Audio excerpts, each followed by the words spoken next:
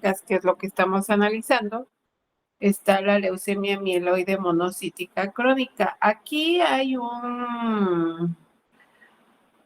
no podría decir problema, sino una situación que una leucemia puede ser secundaria a la transformación de un síndrome mielodisplásico. Dentro de lo que marca la OMS, un síndrome mielodisplásico tiene la misma génesis, es una mutación del ADN de la célula tronco hematopoyética, pero que tiene menos blastos que una leucemia. Si decimos que para la OMS una leucemia es cuando tiene más del 20% de blastos, en el caso del síndrome mielodisplásico tiene hasta 19% de blastos. Se considera un síndrome mielodisplásico. Obviamente, ese es el primer punto, el porcentaje de blastos, pero pues también cómo están afectadas las líneas celulares. Por eso es que las leucemias pues ya tienen su nombre específico de acuerdo a la afectación que repercute en la celularidad derivado de la mutación. Entonces, este tipo de leucemia mielomonocítica crónica está en ambos, está como parte de los síndromes mielodisplásicos y está como parte de las leucemias mieloides crónicas. Aquí es donde de repente a veces pues podría haber un poco de confusión, como que pues por fin, ¿dónde lo veo?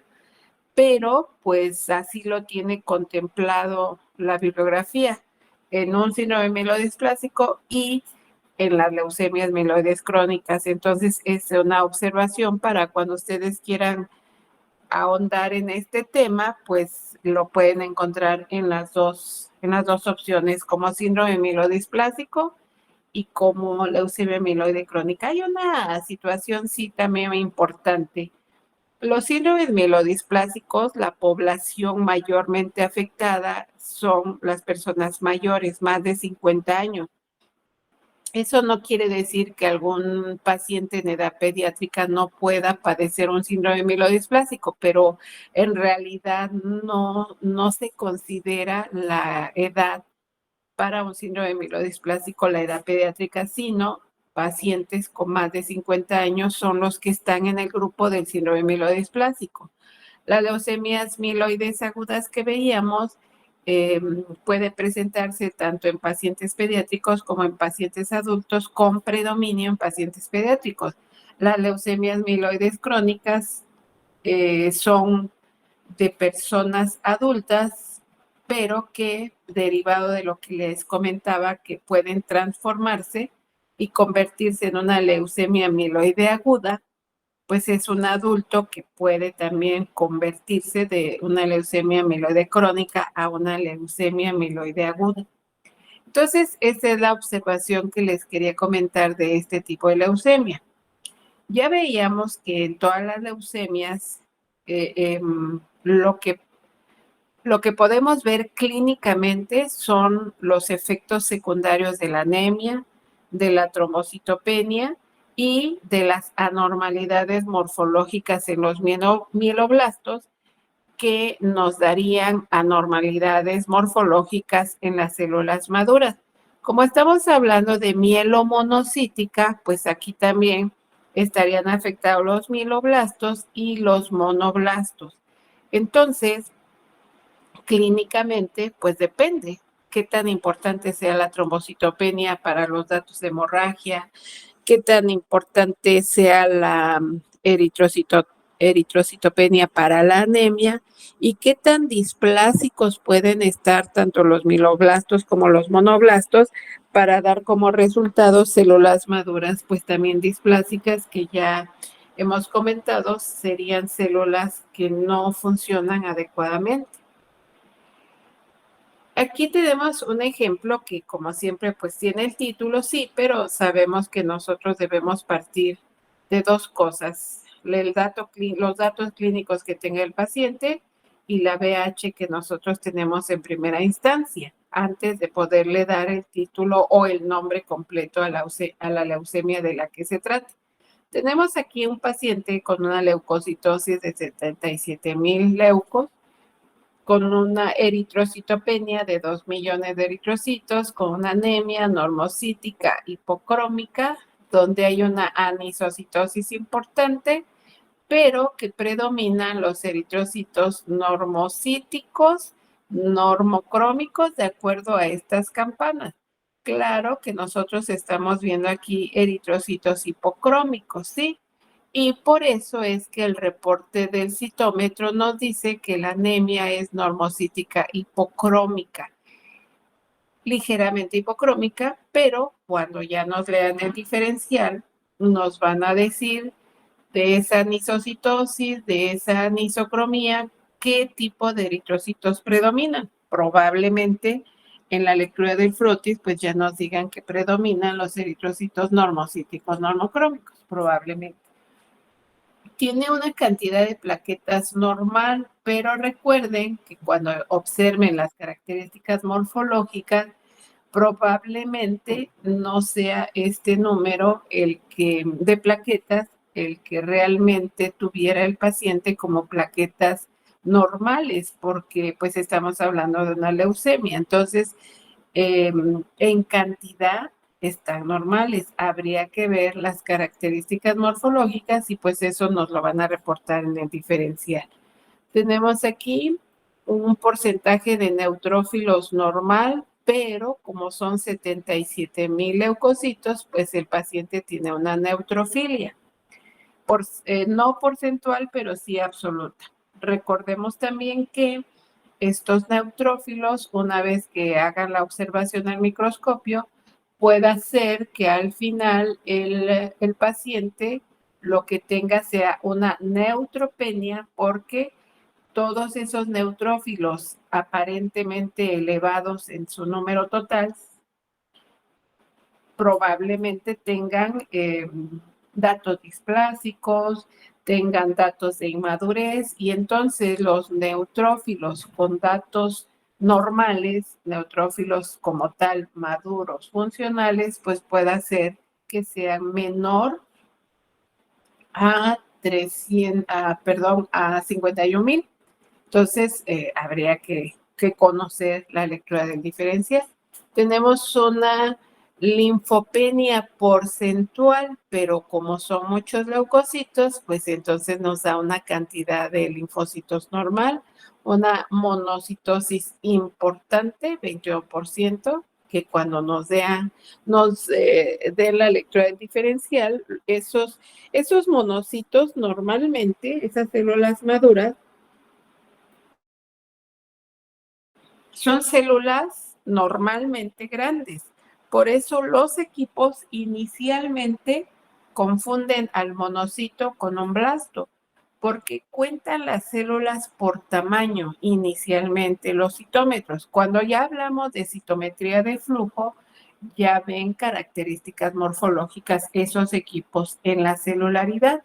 Pero los citómetros con los que inicia el estudio de un paciente, que es para hacer una citometría hemática, cuentan las células por tamaño. Como los monocitos de por sí son grandes, los blastos, los equipos los confunden y los cuentan como monocitos. Por eso les decía yo en algún momento, si nosotros tenemos un paciente con una monocitosis aparentemente, o mejor dicho, sin datos del por qué tenga esa monocitosis, pues sí tendríamos que considerar que hay alta probabilidad de que el paciente tenga leucemia. Entonces, pues lo que nos hace falta en primera instancia, pues es la lectura del diferencial para que nos digan que no son monocitos, que en realidad son blastos.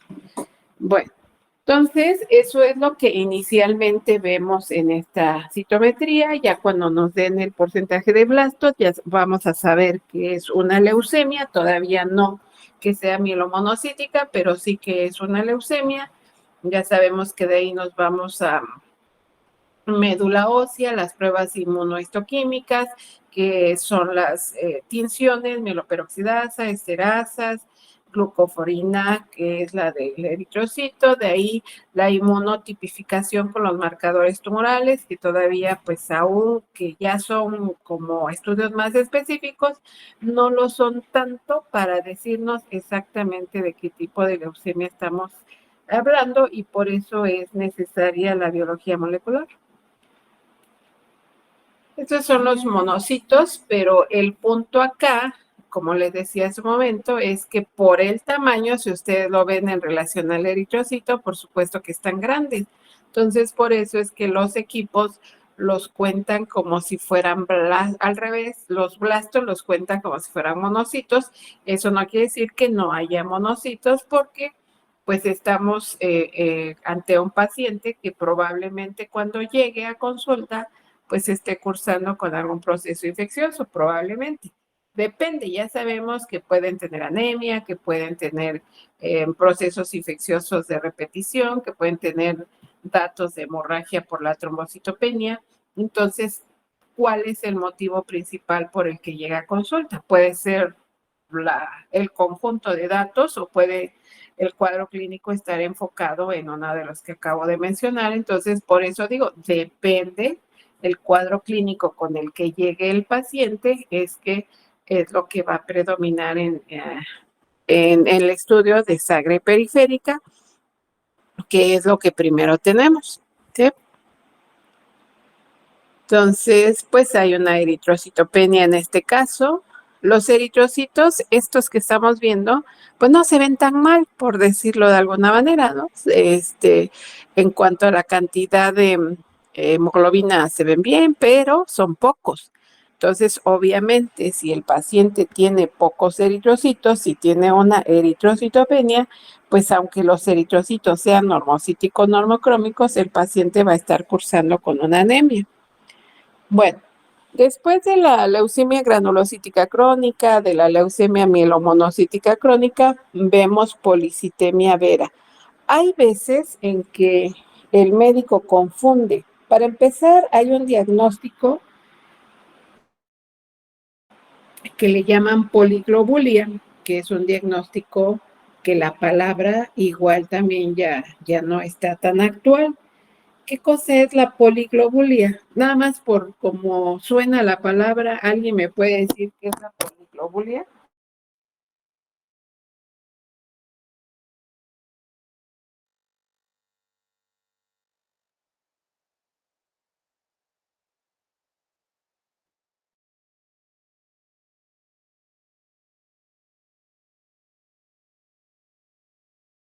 Sí, José. Me imagino que un aumento en la cantidad de globinas, específicamente de las globinas de la hemoglobina.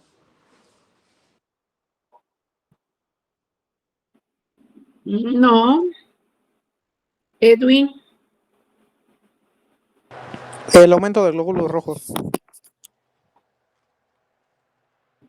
Ajá, como tal, la poliglobulia, eso significaría, pero ya no podemos hablar hoy día de poliglobulia. Si hay un aumento en el número de eritrocitos, estamos ante una eritrocitosis. Eso es el término correcto. O mejor dicho, el término actual, eritrocitosis, ya no poliglobulia. Claro que si el médico, pues ya es de mi vuelo, de que nacimos en 1875, pues sí, le va a decir poliglobulia. El nombre más actual es eritrocitosis. Entonces, hay ocasiones en que confunden esa eritrocitosis con una policitemia vera, como su nombre lo indica, policitemia. Son varias células las afectadas. ¿Cuáles son las varias células? Los eritrocitos, los granulocitos y los megacariocitos o las plaquetas. Estas son las células afectadas en la policitemia vera, que también se le puede llamar enfermedad de Osler, que la edad promedio en la que aparece es después de los 60 años y que para hacer el diagnóstico tiene criterios mayores y criterios menores. Dentro de los criterios mayores estamos hablando que hay eritrocitosis. Lo que le ocurre a este paciente es que de las células que están involucradas en el padecimiento, eritrocitos, granulocitos y plaquetas, aumenta el número, por eso se llama policitemia. En el transcurso del estudio de las leucemias hablábamos de que hay pancitopenia, disminución de la celularidad. Acá, cuando decimos policitemia, hay aumento en el número de células. ¿De cuáles? Los eritrocitos, los granulocitos y las plaquetas. Entonces, por eso, dentro de los criterios mayores clínicamente para ir integrando el diagnóstico entre la clínica y pruebas de laboratorio, hay un aumento de la masa de eritrocitos de igual o más de 36 mililitros por kilogramo en el hombre, igual o mayor a 32 en la mujer. El otro, este es criterio A1, perdón, aquí no lo escribí. Luego, el A2 se refiere a que la saturación arterial de oxígeno es mayor del 92%, y el A3 existe esplenomegalia. Esta esplenomegalia, pues podría decirle tal vez obvia, aumenta el número de células.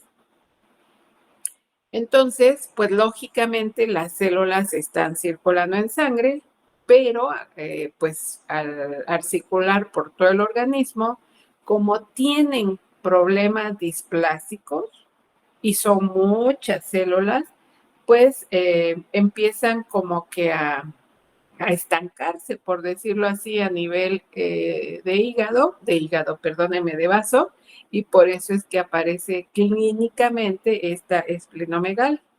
Dentro de los criterios menores está el B1, donde hay una trombocitosis mayor a 400,000 plaquetas por microlitro. Y tal vez ustedes me dirán, bueno, yo he mencionado que dentro de los valores promedio normales de plaquetas, oscila entre 400 a 450,000 por microlitro. Y aquí si decimos más de 400,000, pues como que no estaría tan mal. Bueno, es que más de 400,000, créame que no son 420,000, pueden ser 600, 700, 1,000,000, 2,000,000 de plaquetas por microlitro. Entonces, por eso, la bibliografía nos menciona más de 400,000 plaquetas por microlitro, es la trombocitosis, que se considera el criterio menor B1 para establecer el diagnóstico de policitemia vera. El B2 es cuando hay una leucocitosis mayor a 12,000 leucocitos por microlitro, y el B3 cuando hay un aumento de la fosfatasa alcalina en ausencia de infección o fiebre. Y también hay un criterio B4 que menciona que es aumento de la vitamina B12. Esos son los criterios mayores y menores. Y de eso, para poder establecer el diagnóstico, puede ser que haya los tres criterios mayores, A1, A2 más 3, más A3, perdón, o se puede hacer una combinación de que el paciente tuviera presentes A1, A2 y como criterios mayores y 2 criterios menores. Con esta combinación de criterios mayores y menores es que se establece el diagnóstico clínico. Por supuesto que se necesita pues tener toda la gama de los auxiliares de diagnóstico. Para iniciar ya los tenemos, que es la masa eritrocitaria, cualquiera de los que acabamos de ver. Entonces, por eso, generalmente este tipo de pacientes, como hay policitemia, los eritrocitos pueden estar en una proporción de más de 6 millones o más de 6 por 10 a la 9 por microlitro. Por lo tanto, la hemoglobina pues está más de 18 gramos por decilitro. Ya quedamos que los leucocitos se considera un criterio cuando están más de 12,000 por microlitro. Obviamente, si la hemoglobina está elevada, pues el hematocrito, que es el porcentaje del volumen total que ocupan los eritrocitos, pues también va a estar elevado porque hay muchos eritrocitos, y pues obviamente los datos clínicos derivados de estos datos de laboratorio. ¿Qué datos clínicos? Bueno, Sucede que el paciente tiene una gran cantidad de eritrocitos, tiene una hemoglobina súper bien, pero el paciente puede presentar dificultad respiratoria. ¿Por qué? Pues porque esa cantidad tan alta de eritrocitos provoca un aumento en la viscosidad de la sangre, se hace como más espesa, no puede circular adecuadamente y aunque haya tantos eritrocitos, pues uno de sus trabajos principales, que es el transporte de oxígeno, no lo puede hacer de manera normal y el paciente tiene datos de dificultad respiratoria. Incluso puede presentar hasta cianosis. Entonces, clínicamente sería como podríamos empezar a ver al paciente. Antes de decir que el paciente tenga policitemia vera, habría que descartar policitemia secundaria. Si yo acabo de mencionar que el paciente clínicamente por la eritrocitosis tiene dificultad respiratoria, pues habría que considerar en ese paciente enfermedades que precisamente tengan que ver con problemas de oxigenación sanguínea, como puede ser el tabaquismo crónico, como puede ser el síndrome de Pickwick, como puede ser una enfermedad pulmonar obstructiva crónica. Entonces, el paciente puede tener esa eritrocitosis y no ser policitemia vera. Por eso hace un momento les decía, bueno, el diagnóstico más recurrente anteriormente era poliglobulia. Que lo siguen mencionando está bien. Nadie dice no lo puedes utilizar, nadie. Pero sí es más actual hablar de eritrocitosis que hablar de poliglobulia. Entonces, el paciente puede tener bueno, iba a decir solamente como si fuera sin importancia. En realidad, la eritrocitosis secundaria a tabaquismo crónico, a enfermedad pulmonar obstructiva crónica, principalmente es lo que hay en México. Son enfermedades, pues que sí, en realidad resulta en un cuadro aparatoso de dificultad respiratoria en el paciente. Su disnea llega a ser bastante compleja para este tipo de pacientes. Entonces, por eso, antes de poder pensar que es una policitemia vera, habría que ver, pues, desde luego, iniciando por la historia clínica del paciente, sus antecedentes, su ocupación, qué otros diagnósticos pueda tener ya para poder hacer ese diagnóstico diferencial. También puede ser que el paciente tenga hemoglobinas anormales que no transportan correctamente el oxígeno, como la hemoglobina fetal, aunque esta hemoglobina fetal ya veíamos en las talasemias que cambia la estructura de la hemoglobina en el primer año de vida, sí, pero también existen hemoglobinopatías que puede el paciente en este momento ser un adulto y tener como padecimiento una hemoglobinopatía que si desde luego la estructura de la hemoglobina no es la normal, pues le va a condicionar problemas en transporte de oxígeno. También habría que checar en el paciente si no existiera algún tumor productor de eritropoyetina. Ya sabemos que la eritropoyetina pues es un factor de crecimiento para los eritrocitos y si hay un tumor que esté produciendo eritropoyetina en una cantidad extrema, pues obviamente como factor de crecimiento de el eritrocito, pues lo va a favorecer y entonces el paciente tendría una eritrocitosis, no parte integral de una policitemia vera, sino de una policitemia secundaria. Entonces siempre hay que buscar qué otra cosa, qué otro diagnóstico pudiera tener nuestro paciente.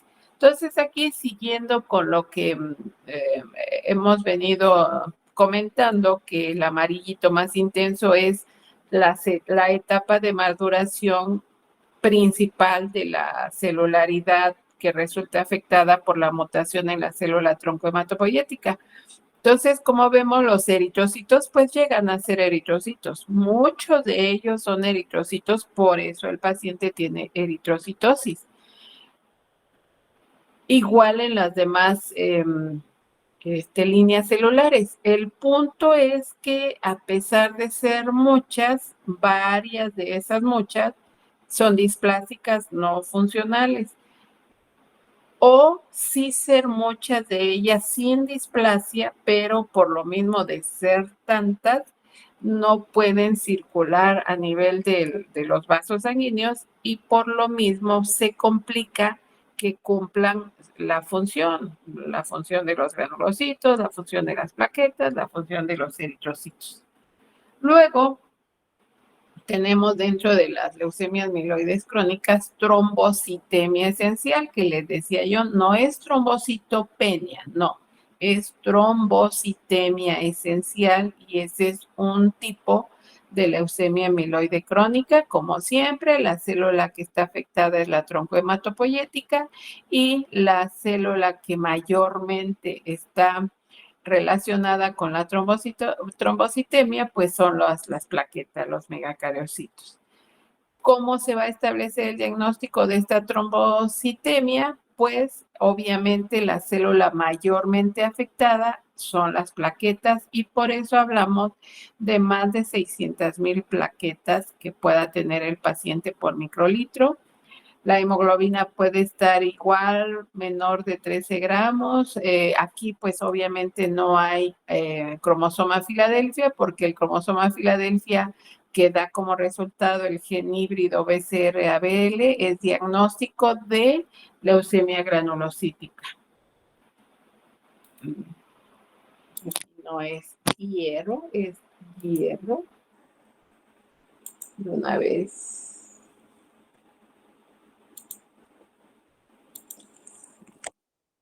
Ajá, dice hierro en médula ósea. Sí, porque no hay un problema de deficiencia de hierro.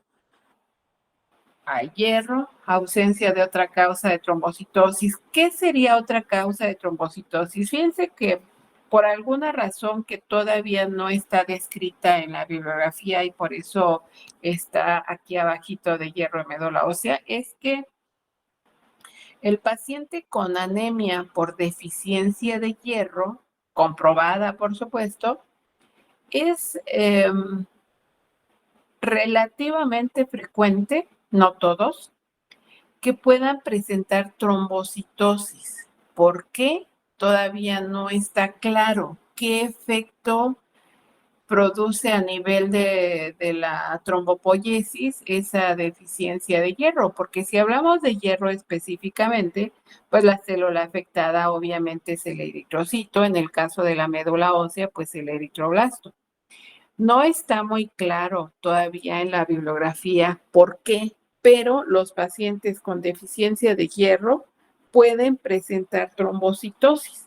Entonces, por eso, cuando un paciente con anemia por deficiencia de hierro tiene trombocitosis, puede ser un efecto secundario, pero habría que checar siempre la celularidad en el diferencial. Claro que si hablamos de una policitemia vera, los eritrocitos no van a ser microcíticos hipocrómicos como se presentan en la anemia por deficiencia de hierro.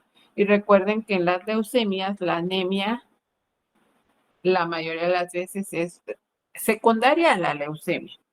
Es normocítica normocrómica. Claro que el paciente con leucemia, desafortunadamente, como efecto de la quimioterapia, que sabemos que provoca efectos a nivel de aparato digestivo, en un momento dado podría tener anemia por deficiencia de hierro, por supuesto que sí, pero propiamente la anemia secundaria a la leucemia es normocítica normocrómica. Entonces, si el paciente encontramos, primero, tiene anemia por deficiencia de hierro y en el reporte de la BH nos menciona trombocitosis, antes de espantarnos, acordémonos que puede ser un efecto de la deficiencia de hierro.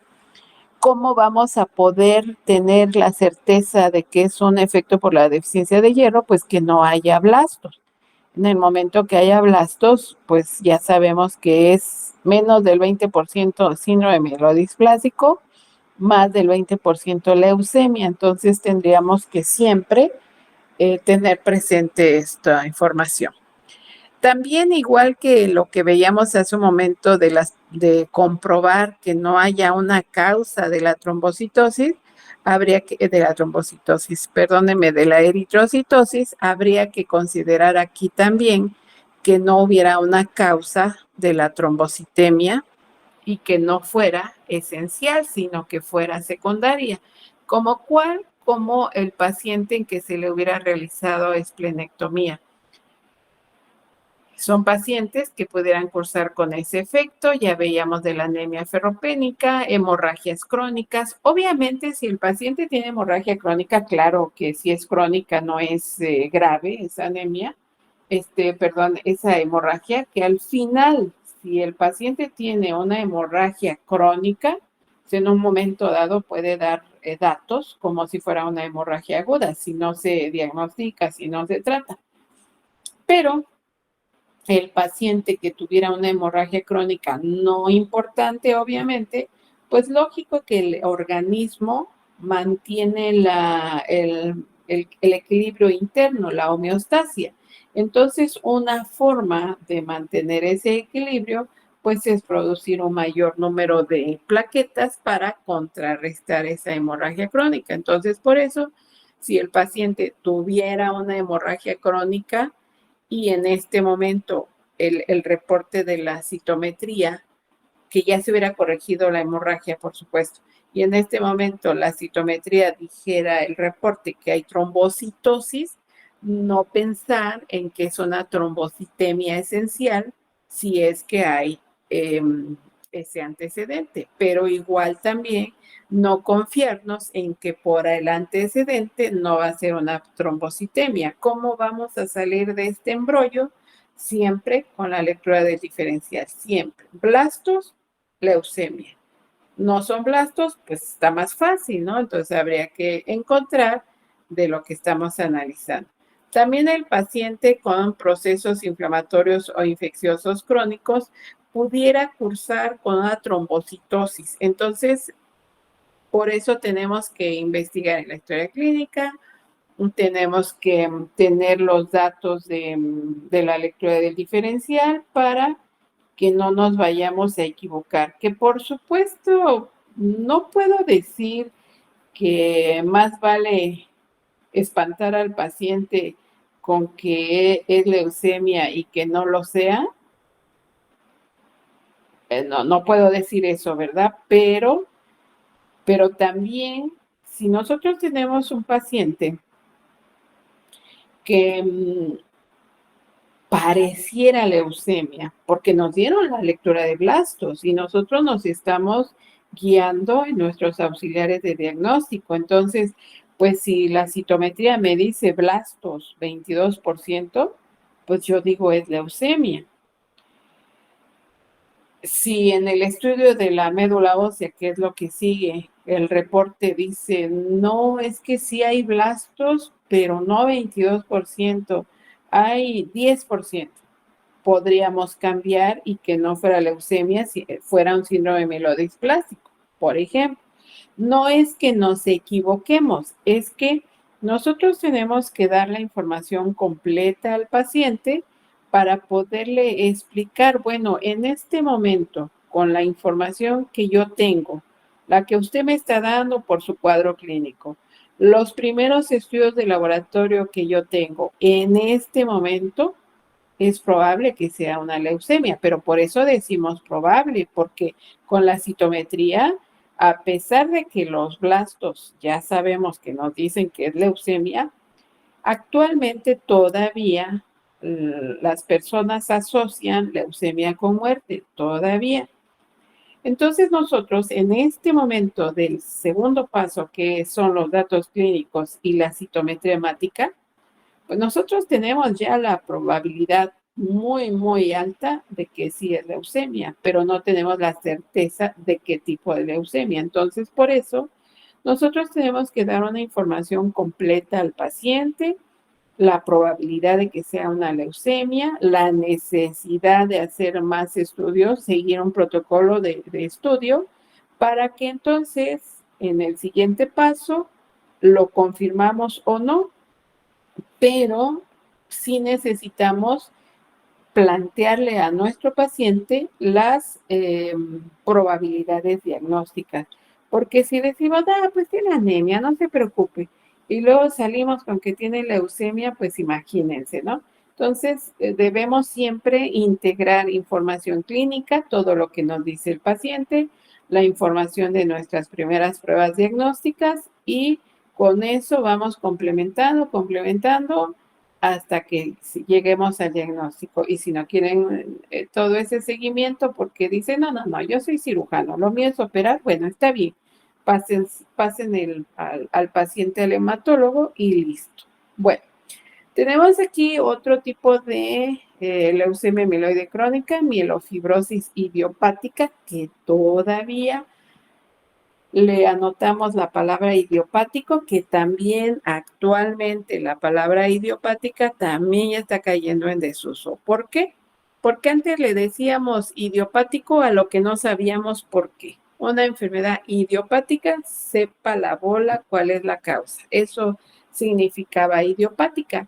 Hoy día no. Hoy día se sabe que lo que antes, no de leucemia, lo que antes a cualquier enfermedad se le decía idiopática, hoy se sabe que tiene un componente inmunológico, que algo tienen que ver los antígenos, que algo tienen que ver los anticuerpos. Ya sabemos que en el caso de la leucemia o cualquier otra neoplasia, el punto es que la célula neoplásica, por la propia mutación, pues obviamente la estructura de su ADN cambió y por eso el organismo está considerada esa célula neoplásica como un antígeno.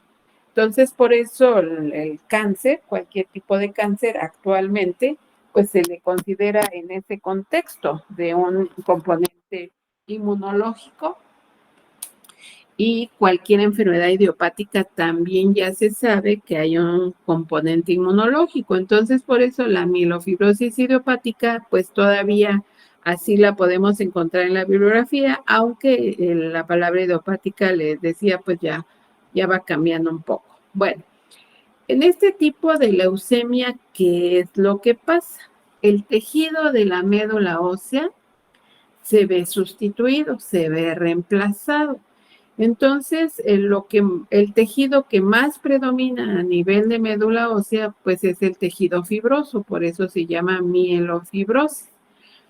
Y entonces, pues lógicamente, esa médula ósea que ya no tiene un microambiente tan favorable para la célula tronco hematopoyética, pues la celularidad no se da de manera normal porque su microambiente ya no.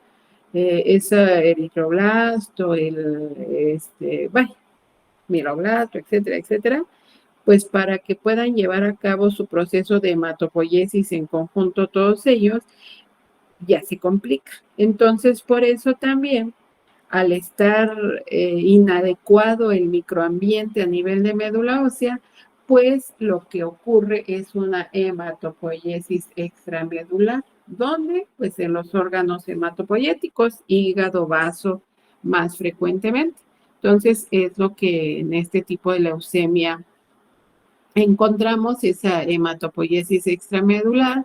Y pues también al haber demasiadas células, estamos hablando de una neoplasia, y como ahora ya están involucrados el hígado y el vaso como órganos hematopoyéticos, el paciente clínicamente podemos encontrar hepatoesplenomegalia. Por supuesto que si la médula ósea es la afectada, pues todas las líneas celulares resultan afectadas, predominantemente las plaquetas. Y pues esa mielofibrosis, ¿verdad? Esto también es muy interesante, fíjense. Hay algo que se llama cuadro leucoeritroblástico, que anteriormente los médicos le llamaban reacción leucemoide. ¿A qué se refiere eso? Sucede que cuando un paciente tiene un proceso infeccioso severo, agudo, y obviamente previamente es una persona sana antes de este proceso infeccioso que en este momento presenta, pues lógico que su médula ósea está funcionando bien.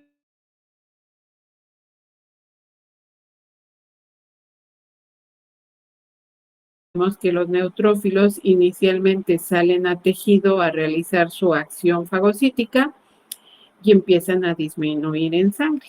Cuando la infección es aguda, inicialmente hay un aumento de leucocitos, de neutrófilos. Cuando la infección es crónica, puede haber una disminución. Puede ser tan grave el problema infeccioso en el paciente que les comentaba en algún momento, yo he visto pacientes con más de 100,000 leucocitos que no es leucemia.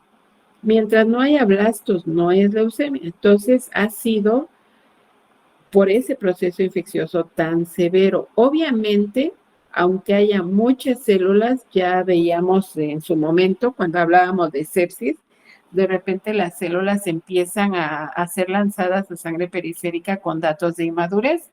Entonces, por eso podemos encontrar granulocitos inmaduros.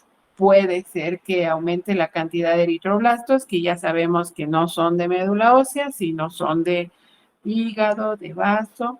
Y esto es lo que se le llama un cuadro leucoeritroblástico. También se le puede llamar, como antes, una reacción leucemoide, pero tenemos que tener la certeza inicial entre el cuadro clínico y los datos de laboratorio.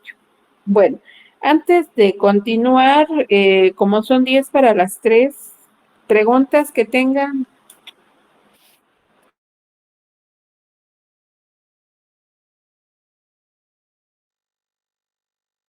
Vayan levantando la mano, porfis, para que no nos atropellemos. A ver, Joseph, dime.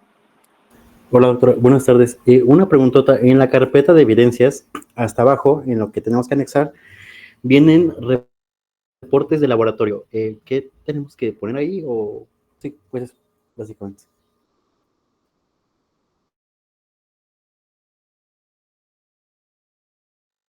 No, pero a ver, espérame, me voy a ir al tablón a ver si lo veo, porque reportes de laboratorio no hablo de, efectivamente, ¿no? Pues tú me dirás, ¿cuál es reporte de laboratorio? No. Lo que pasa es que los casos clínicos, por ejemplo, deben de llevar reporte de laboratorio. Espérame tantito, estoy abriendo para poder leer lo que puse y en base a eso, si no, también luego no me acuerdo, espérame.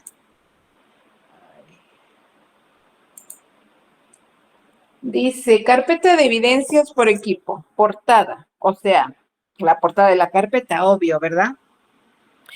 Introducción, ya les había dicho que es la introducción de lo que es la hematología. No decir, pues esta carpeta tiene mis tareas y tiene mi caso clínico. No. Introducción hablando de hematología.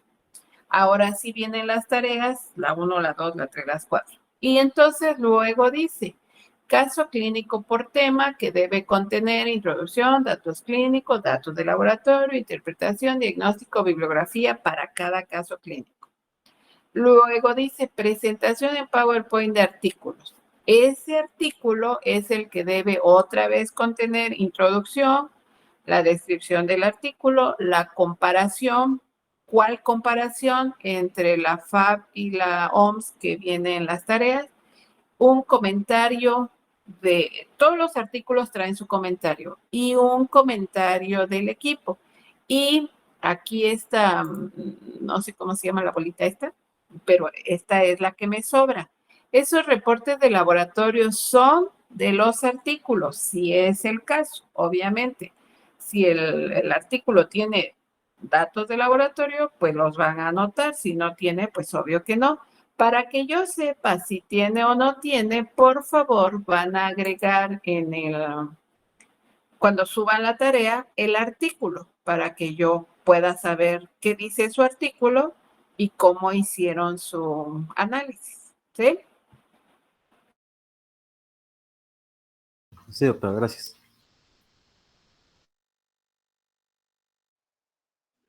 Disculpe, doctora, yo tenía otra duda. Ajá. Era respecto a la estructura de los casos clínicos. Es que teníamos un debate con mi equipo O sea, usted nos pone ahí que debe llevar introducción, datos clínicos, datos de laboratorio, pero teníamos la incertidumbre de si se tenía que anexar el abstract de cada caso clínico o podíamos prescindir de ello.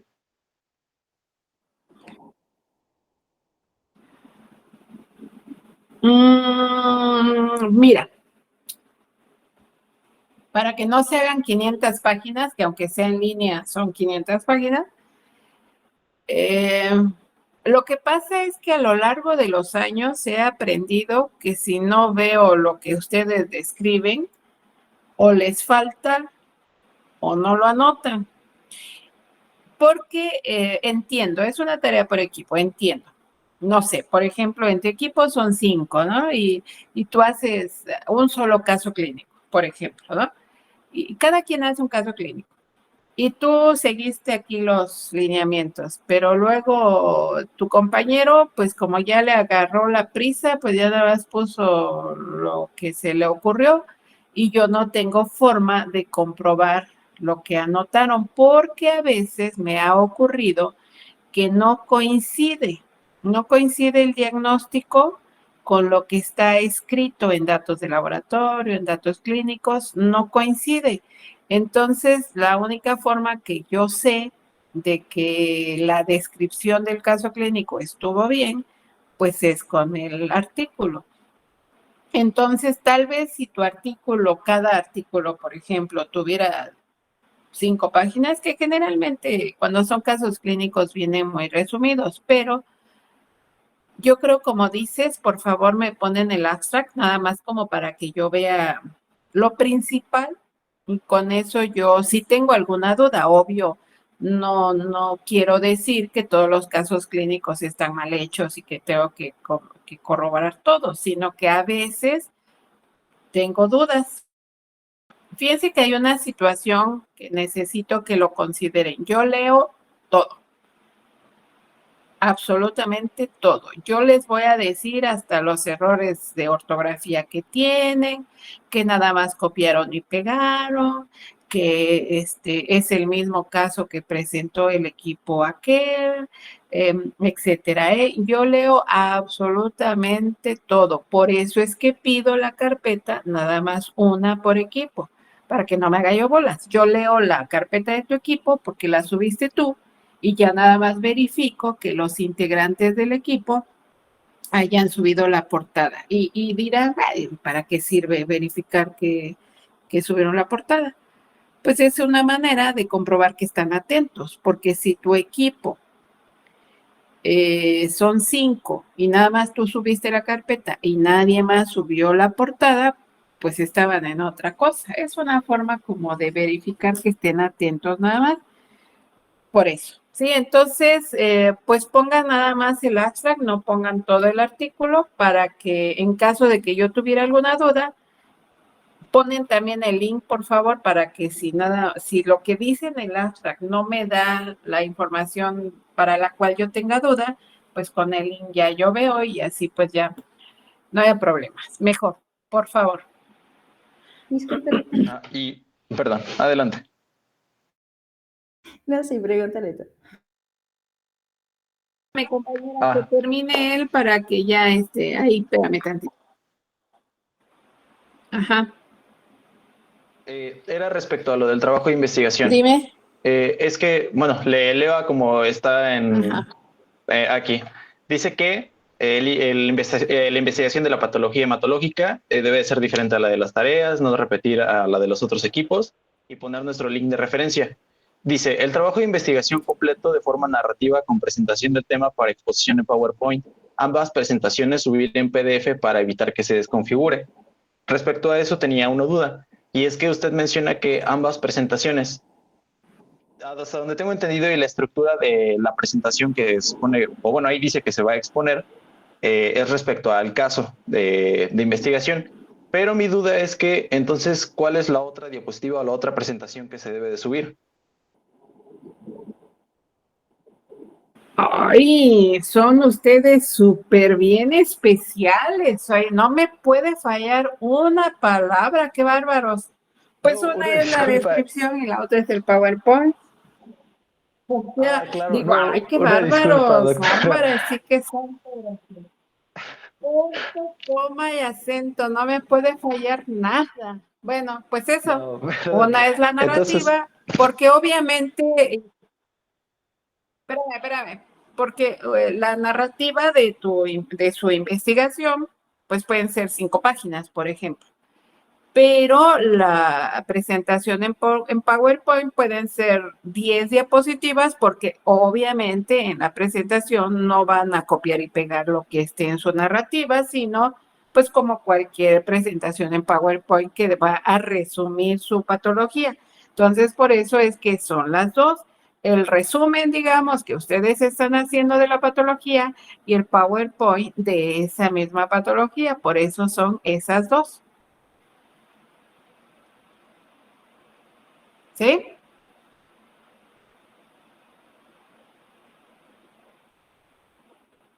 ¿Estamos de acuerdo? sí, muchas gracias. Ya se fue. Bueno, Ya se acabó, perdón. no me di cuenta, perdón, quién iba a hablar para que con eso terminemos hoy. Compañera, no, perdón, no me di cuenta de tu nombre.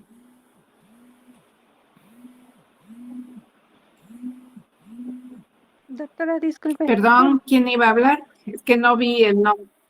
Dime. Bueno, yo tenía una duda respecto a los Dime. temas de casos clínicos, porque mi equipo sacó una lista de temas en base a los cuales íbamos a buscar los casos clínicos. Pero, bueno, ahora teníamos una duda porque me preguntan que si los casos clínicos se tiene que hacer uno por cada tipo de anemia que vimos o, por ejemplo, en talasemias, se tiene que hacer solamente Eso ya lo había yo dicho. A ver, momento. Eso ya lo había yo dicho. Y dije, para que no hagan tantas, por cada grupo de anemias, un caso clínico. Y ya lo había yo dicho. Entonces, para que no, por ejemplo, las normocíticas normocrómicas, que son tantas, les dije, para que no sean tantas, un caso clínico de anemia microcítica hipocrómica, uno de normocítica normocrómica, uno de macrocítica, pero les dije una en un paciente adulto y una en un paciente pediátrico para que así no sean 500 anemias, por decirlo de alguna manera. ¿Sí? Entonces, de las anemias van a ser 2 casos clínicos de anemia microcítica hipocrómica, una de un paciente adulto y una de un paciente pediátrico. De la normocítica normocrómica igual y de la macrocítica igual. De los casos de los temas, perdón. Bueno, en general de los temas, eso van a ser para que no sean tantas, porque igual, por ejemplo, las leucemias, pues serían un montonal. Entonces, una leucemia mieloide aguda en un paciente pediátrico y una en un paciente adulto. Una leucemia mieloide crónica en adulto, porque ahí sí no encontramos en niños, para que así no sean tantas, porque si no, y fíjense que les estoy facilitando la vida, porque en otros cursos han hecho un caso clínico de leucemia granulocítica, una de policitemia, así. Entonces, hoy no, hoy, fíjense, ya me agarraron cansada, yo creo los años no pasan en vano, se va uno haciendo viejito. Entonces, por eso, de las leucemias, mieloide aguda sí, un caso en niño y un caso en adulto. De las mieloides crónicas, uno en caso adulto. De las linfoides, de una vez adelanto, una de las agudas, una en caso de niño y una en caso de adulto. Y de la leucemia linfoide crónica también nada más de adulto porque es de adultos. Y pues ya se reduce sustancialmente lo que tienen que hacer. ¿Sale? Sí, doctora. Bueno, escriban sus preguntas para mañana, para que ya si hay alguna otra, mañana otra vez damos unos minutos para que sigamos avanzando en alguna. Bueno, mañana las preguntas van primero para que así sigamos avanzando después. Adiós.